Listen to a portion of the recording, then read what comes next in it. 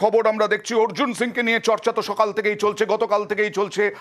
Arjun Singh BJP প্রার্থী বারাকপুরের, এরকমটাই জানা যাচ্ছে এখনো পর্যন্ত, যে অর্জুন সিং ক্ষুব্ধ প্রথমে, তারপরে ধাতস্থ, তারপরে আজকে তৃণমূল ছাড়ার ইঙ্গিত এবং বিজেপির হয়ে লড়াইয়ের ইঙ্গিত বারাকপুর থেকে, অর্থাৎ পার্থ ভৌমিকের বিরুদ্ধে বিজেপির প্রার্থী তালিকায় কি অর্জুন সিং? কথা বলবো প্রতিনিধি সুজিত ভৌমিকের সঙ্গে। সুজিত, কি জানা গেল, কিভাবে জানা যাচ্ছে যে এই ডাকাবুকো অর্জুনেই ভরসা রাখছে পদ্ম শিবির? একেবারে, এবং সূত্র মারফত যেটা জানা যাচ্ছে, ডাকাবুকো এটাই কিন্তু প্রথম পছন্দ বিজেপির। কারণ বিপক্ষে যেখানে একেবারে মন্ত্রী দাঁড়িয়েছেন, যে আসনের জোরদার লড়াই দরকার, সেখানে অর্জুনই পারবে সেই লড়াই দিতে। যেখানে কিনা 2019-এ পদ্ম প্রতীকে জয়ী হলেও তিনি কিন্তু তৃণমূলে চলে গিয়েছিলেন। এখন প্রশ্ন এহেন যে যিনি সেই অর্জুন সিংহকে কি ক্ষমা করে দেবেন, কোড আনকোড ক্ষমা করে দেবেন বিজেপি? সেখানে কিন্তু একটা দেখা যায় দু রকম মন্তব্য উঠে আসে, বা বলা যায় সিদ্ধান্ত গ্রহণে দেখা যায় যে দু রকম মনোভাব। কিন্তু সব কিছুকে ছাপিয়ে অর্জুন এগিয়ে যাচ্ছে, কারণ তার ডাকাবুকো যে তার চরিত্র, যেখানে কিনা একটা ডাকাবুকো চরিত্রের প্রার্থীকে খুঁজছে, কারণ জায়গার নাম ব্যারাকপুর এবং সেখানে অর্জুন মাটিটা খুব ভালো চেনেন এবং বিজেপি চাইছেন জিততে। আমরাও দেখেছি 2019-এ যথেষ্ট লড়াই করেছিলেন, রাস্তায় নেমে দৌড়েছিলেন, রক্তাক্ত হয়েছিলেন, তারপরেও তিনি জয়ী হয়েছিলেন। অর্জুন সিং আজকে কি বললেন একবার দেখাই, তারপরে আবার তোমার কাছে যাব সুজিত। ভৌমিক ভার্সেস অর্জুন সিং দেখা যাবে, উচিত তো সেটাই। কি উচিত? কি এই দেখাটা, কি দেখাটা, এই পার্থ ভৌমিক ভার্সেস কোন দলের? সেটা আমি কি করব, কিন্তু এই লড়াইটা তো ও তো পিছন দিয়ে যেভাবে শেষ মুহূর্তে ছুরি আমার গলা কাটা হলো, সে তো লড়াই তো জায়গা চলেই গেছে। সুজিত, অবশ্যই তিনি বলছেন যে এই ছবিটাই তো দেখা উচিত, পার্থ ভৌমিক ভার্সেস অর্জুন সিং। কিন্তু আবার সেই প্রশ্ন যে বিজেপি অর্জুন সিংকেই বিশ্বাস করছে, অর্জুন সিংকেই বিশ্বাস করে অর্জুন সিংকেই যিনি কয়েক বছর আগে টিকিট মানে তৃণমূলে চলে গেলেন, বিজেপি সাংসদ হওয়ার পরেও আজকে তিনি প্রার্থী হয়ে যাবেন, টিকিট পেয়ে যাবেন।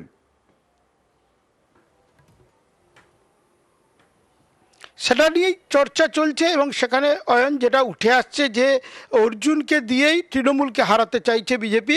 কারণটা ওটাই যে ডাকাবুকো, এবং এখানে এই কেন্দ্রে প্রেস্টিজের লড়াই ধরে নিয়ে বিজেপি চাইছে জিততে। এবং তারা এটা বুঝেছেন যে বর্তমানে যে অবস্থা দাঁড়িয়েছে, অর্জুন তৃণমূলের প্রতি আর তার মন নেই, এবং তৃণমূলকে হারানোর জন্য বা তৃণমূলের সঙ্গে লড়াইয়ের জন্য অর্জুন যেভাবে তার মনোভাব ব্যক্ত করেছে বিজেপির কাছে, এবং সেখানে কিনা তারা সন্তুষ্ট হচ্ছেন, সবাই না হলেও বেশিরভাগ, এমনটাই সূত্র মারফত জানা যাচ্ছে। যেখানে কিনা তার কারণেই অর্জুনের পছন্দ, এবং সেখানে ক্ষমা করে দিয়ে, কোড আনকোড আবার বলি, ক্ষমা করে দিয়ে তার যে বলা যায় দোষ, যেখানে দেখা গেছে দল বদলের নিয়ে যেটা ক্ষোভ রয়েছে, তারপরেও বেছে নিচ্ছে কেন? যে মাটিটাকে বেশি করে অর্জুন চেনেন, যে মাটিতে জিততে চাইছে বিজেপি, আবার সেখানে অর্জুনেই ভরসা করতে চাইছেন। এবং সেখানে স্পষ্ট বলে দিয়েছেন, কালকেও বলেছিলেন যে অর্জুন সিং এর পাশে থেকে ছিলেন, যদিও তার অথরিটি নেই প্রার্থী হবেন কি হবে না। আজকেও তিনি বলেছেন যে যখন গিয়েছিল তখন ভুল করেছিল, অর্জুন সিং ভুল করেছিলেন, আমি বারণও করেছিলাম। আজকে কি বললেন দেখুন। সেদিনও ওনাকে বলেছিলাম ভুল করছেন, যাওয়ার আগে আমার সঙ্গে কথা হয়েছিল, নিজাম প্যালেসে একসঙ্গে আমি লাঞ্চ করে আটকানোর চেষ্টা করেছিলাম। ভারতীয় জনতা পার্টিতে কাকে নেওয়া হবে কাকে নেওয়া হবে না আমি ওপিনিয়ন সাজেশন দিতে পারি, সিদ্ধান্ত আমি নিই না, এর সিদ্ধান্ত দিল্লি থেকে হয়। এবং আমি আবারও বলছি, দলীয় নেতৃত্ব যে সিদ্ধান্তই নেবেন সেই সিদ্ধান্ত কার্যকর আমাদের মতো লক্ষ লক্ষ কার্যকর্তা করবেন। কারণ এই নির্বাচনে কাউকে ব্যক্তিবিশেষকে এমপি করার নির্বাচন নয়, এই নির্বাচন নরেন্দ্র মোদীজিকে তৃতীয়বারের জন্য প্রধানমন্ত্রী করার নির্বাচন। আর বিজেপি সাংসদ, রাজ্যসভার সাংসদ শ্রমিক ভট্টাচার্য ভালো কথা বলেছেন। তিনি বললেন দরজা বন্ধ কিন্তু ছিটকিনিটা মারা নেই। কি বলছেন দেখুন। অর্জুন সিং আমাদের দলে এসেছিলেন, তারপরে একদিন সুন্দর সকালে হঠাৎ তিনি গদাধর হয়ে চলে গিয়েছিলেন আবার তৃণমূল কংগ্রেসে। এবার তিনি বলছেন তার যাওয়াটা ভুল হয়েছিল, তিনি প্রতারিত হয়েছেন, এটা তার বক্তব্য। এবার যদি তিনি বিজেপিতে আসবেন কি কংগ্রেসে যাবেন কি সিপিএম এর সঙ্গে যোগাযোগ করবেন সেটা অর্জুন সিং এর বিষয়। আমরা এটা বলছি যে আমরা ডায়ালগে বিশ্বাস করি, আমাদের দরজা বন্ধ আছে, কিন্তু ছিটকিনি দেওয়া নেই। তিনি তো সাংসদ ছিলেন, তো তার বিষয়ে সিদ্ধান্ত যদি কিছু নিতে হয় সেটা কেন্দ্রের আমাদের যে সংসদীয় বোর্ড আছে, সর্বোচ্চ সংস্থা, তারা নেবেন। অর্থাৎ এই বলয়টা, অর্থাৎ সুকান্ত মজুমদার, শুভেন্দু অধিকারী, শ্রমিক ভট্টাচার্য, এরা কিন্তু অর্জুন সিংকে আবার ডেকে নেওয়ার মত আছে তাদের। সুকান্ত মজুমদার তো স্পষ্ট ইঙ্গিত দিলেন। অর্জুন সিং আমাদের টিকিটে জিতেছিলেন, উনি তারপরে তৃণমূল কংগ্রেসে চলে গেছিলেন। এখন নিজের বোধোদয় হয়েছে, উনি বলছেন যে আমার যাওয়াটা ভুল ছিল। তা আমরা তো আগেই বলেছিলাম যে আপনি যাচ্ছেন ভুল করেছেন, এটা যাওয়া ঠিক নয়। অর্জুন সিং কি প্রার্থী হচ্ছে আপনাদের? সে তো পার্টির পার্লামেন্টারি বোর্ড ঠিক করবে। যোগাযোগ তো বহুদিন ধরে আছে, সে তো যোগাযোগ নেই, এরকম কোনো বিষয় নেই। আর অর্জুন সিং তার বক্তব্য আরও দেখাবো। গতকাল থেকেই ক্ষোভ প্রকাশ করেছিলেন, গতকাল কেন পরশুদিনও ক্ষোভ প্রকাশ করেছিলেন। গতকাল বলেছিলেন শখ ছিল আমার কাছে, একটু ধাতস্থ হয়েছি। আজকে কিন্তু আবার তেড়ে ফুড়ে আক্রমণ করলেন। দেখুন, আমার বললাম না, আমি আনওয়ান্টেড হয়ে গেছি।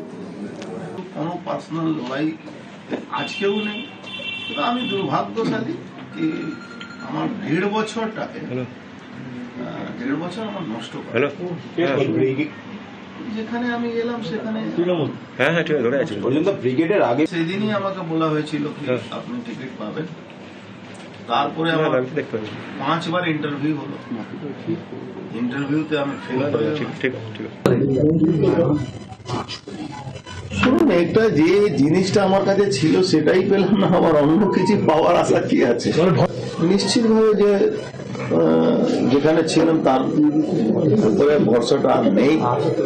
কেন যে ভরসা নিয়ে আমি এসেছিলাম 1.5 বছর আগে আমাকে আনা হয়েছিল, সেই ভরসা থেকে আমি সরে গেছি।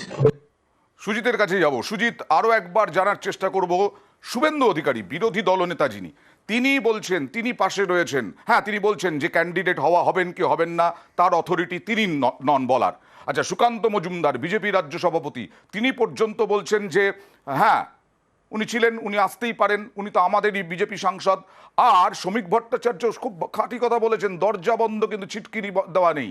তাহলে কি কেন্দ্রীয় নেতৃত্ব এদের ওপরেই ভরসা করবেন বিশ্বাস করার ক্ষেত্রে অর্জুন সিংকে? সেটাই মনে করছে রাজনৈতিক মহল। এবং আরও একটি গুরুত্বপূর্ণ পয়েন্ট যেটা বলতেই হবে, আচ্ছা। সেটা হলো অয়ন, যে অর্জুনের পুত্র তার বাবার টিকিট পাওয়ার ক্ষেত্রে তার ভূমিকা কিন্তু বিজেপির কাছে গুরুত্ব পাচ্ছে। কারণ সূত্রের খবর, পবন কখনোই তৃণমূলের সঙ্গে যোগাযোগ রাখেনি, বাবার বিরুদ্ধেই গিয়ে সে কিন্তু সবসময় থেকেছে শুভেন্দু অধিকারী, সুকান্ত মজুমদারদের সঙ্গে সম্পর্ক রেখেছেন। এবং এই ক্ষেত্রে এখনও যে অর্জুনের নাম নিয়ে চর্চা হচ্ছে, ভাবা হচ্ছে, সেখানে কিন্তু তার ছেলের ভূমিকা নিয়েও কিন্তু এখানে উঠে আসছে সদর্থক ভূমিকা অর্জুনের পক্ষে। কারণ তার ছেলে, আবারও বলি, সব সময় কিন্তু বিজেপির পক্ষে থেকেছেন এবং তাকে কিন্তু তৃণমূলে যেতে দেখা যায়নি, নিয়ে যেতে পারেনি। শুধু তাই নয় সুজিত, একটু তোমার কাছে আসার আগে যে পবন সিং এর কথা বলছিলে, পবন সিং বলেছেন আজকে যে অর্জুন সিং তার বাবাকে বারবার বারণ করেছিলেন তৃণমূলে যেতে, ওখানে তার কোনো প্রমিস রাখা হবে না, ওখানে তাকে কোনো ভরসা দেওয়া হবে না, ওখানে তার কোনো কাজ হবে না। তিনি বারবার বারণ করেছিলেন, তার কথা শোনেননি। এবং এমনকি পবন সিং বলেছেন যে সাংবাদিকদের মুখোমুখি হই না আমি, আজকে হয়েছি, তার কারণ হচ্ছে বাবা বুঝেছেন, তার জন্য আমি আনন্দ পেয়েছি। দেখুন, ওই দল আপনাকে কতবার প্রমিস করেছেন আর কতবার আপনার প্রমিসকে ফুলফিল করেছেন আপনিও ভালো করে জানেন, আমিও জানি। আর যে দলে আপনি ইচ্ছা করে তো যাচ্ছেন না, ওখানে আপনার তো এরকম প্রস্তুতি করে দিয়েছে কি আপনাকে বাধ্য হয় আপনাকে যেতেই হবে। আপনি যে বলছেন কি আপনাকে পদ দেবে, আপনাকে টিকিট দেবে, আমি আপনাকে 100% গ্যারেন্টি দিয়ে বলছি আপনাকে কখনো কিছু দেবে না। অর্থাৎ পবন সিংকেই এখন মোটামুটিভাবে, পবন সিং যেহেতু কোথাও যাননি, পবন সিং এইরকমভাবে বক্তব্য রাখছেন, আরও বেশি বলা যায় সিলমোহর পড়তে পারে কেন্দ্রীয় নেতৃত্বের অর্জুন সিংকে প্রার্থী করার ক্ষেত্রে। সুজিত, একেবারে, এবং আমি দেখেছি বা শুনেছি ঘনিষ্ঠ মহলে শুভেন্দু অধিকারী একথা বারবার জোরের সঙ্গে বলেছেন যে ছেলেকেই নিয়ে যেতে পারবে না অর্জুন, কি করে অন্যদের নিয়ে যাবে, ছেলেকেই তৃণমূলে ফেরাতে পারবে না। যখন কিনা দলবদল করছিলেন অর্জুন, তারপর থেকে শুভেন্দুর গলায় এ ধরনের কথা তার ঘনিষ্ঠ মহলে বলতে আমি শুনেছি। সেখানে কিনা এই কথার অর্থটা কি? তার মানে পবন সবসময় বিজেপিতে আছেন এবং সেই পবন কিন্তু এখন বড় ভূমিকা নিচ্ছে। তার বাবার যে কোড অ্যান্ড কোড দোষ, যেটা তৃণমূলে চলে যাওয়ার দোষ, সেখানে খণ্ডন করার ক্ষেত্রে শুভেন্দু সুকান্ত মজুমদারদের কাছে তার ছেলের ভূমিকা কিন্তু বড় হচ্ছে এবং সেই কারণে আরও উঠে আসছে নাম অর্জুনের, যে ডাকাবুকো অর্জুনই পারবে এই আসনটি ধরে রাখতে বিজেপির পক্ষে। আরও আরেকটা কথা যেটা আবারও রিপিট করি, যে তৃণমূলের সঙ্গে যা সম্পর্ক হলো, যে শিক্ষা অর্জুন পেয়েছেন নিজে বলছেন, তার ফলে যে তৃণমূলের সঙ্গে যে আর যোগাযোগ হবে না এবং বিরোধিতা যে কোন পর্যায়ে যাবে সেটা কিন্তু পরিষ্কার হয়ে যাচ্ছে বলেই আরও রাজনৈতিক মহল দাবি করছে। তার ঘর থেকে তৃণমূল নেতাদের ছবি একেবারে সরিয়ে দিয়েছেন, মানে আর তৃণমূলে থাকছেন না, এটা পরিষ্কার করে দিয়েছেন। এবার বিজেপি প্রার্থী করবে কিনা, পার্থ ভৌমিক তার যে প্রতিপক্ষ, পার্থ ভৌমিকের লড়াইটা কি কঠিন হবে যদি অর্জুন সিং প্রার্থী হন বিজেপির? কি বলছেন পার্থ ভৌমিক, দেখুন। আমাকে মমতা ব্যানার্জি প্রার্থী করেছে, মানুষের কাছে যেতে বলেছে, আমি মানুষের কাছে যাব। অতএব স্বাভাবিকভাবেই ব্যারাকপুরের মানুষ শান্তি চান, তারা মমতা ব্যানার্জির সাথেই থাকবে। যে কোনো রাজনৈতিক নির্বাচন সবসময় কঠিন হিসেবে বিবেচনা করেই লড়তে হয়, কখনো ওভার কনফিডেন্স থাকতে নেই। আমাদের কাজ হচ্ছে মানুষের কাছে যাওয়া, আমরা বরাবর তাই করেছি। আমি এখনো বিশ্বাস করি যে অর্জুন অনেক ম্যাচিওর পলিটিশিয়ান, ও নিজেও জানে বারবার দল বদলালে লোকে ভালো চোখে নেয় না, এই ভুলও করবে বলে আমার মনে হয় না। এইটাই হচ্ছে বিষয়। লাস্টে যেটা বললেন পার্থ ভৌমিক, সুজিত, যে অর্জুন বারবার দল বদল করেছেন, বারবার দল বদল করলে মানুষ ভালোভাবে নেয় না। কেন্দ্রীয় নেতৃত্ব বা রাজ্য নেতৃত্ব তার উপরে ভরসা করছেন কি করে, মানুষ কি ভালোভাবে নেবেন? ওখানে কি শুভেন্দু অধিকারী বা শুভেন্দু অধিকারী বিশেষত এরকম কোনো ইঙ্গিত দিয়েছেন যে ওখানে জিতবেন অর্জুন সিং, মানুষ থাকবে পাশে অর্জুন সিং এর?